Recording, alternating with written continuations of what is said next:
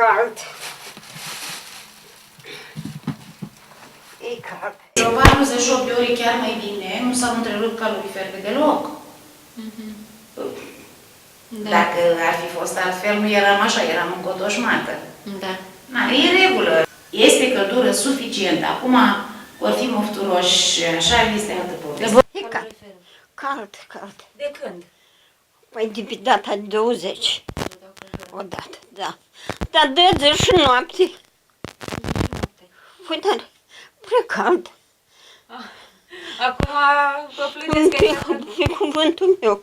Am desfăcut plapul, așa am spălat-o și acum să-mi pun niște pături să-mi păț. E prea cald, eu nu pot suporta căldură. Da, odată ieri toată ziua. Uite, acum cred că dă iar, că e fierbinte. În prezent, toți cei care au contract cu societatea Termprod primesc căldură permanent. Toate blocurile branșate la Termprod primesc în acest moment căldură, inclusiv zona care am pornit-o de săptămâna trecută, de joia trecută. Care este programul? Program non-stop datorită temperaturilor medii exterioare care fac ca oamenii să aibă nevoie de căldură. În funcție de temperaturi vom actualiza programul, dar și în acord cu solicitările beneficiarilor, care ar trebui să fie transmise către noi. Conducerea societății este hotărâtă să funcționeze cu acest program atât timp cât valorile termice sunt scăzute.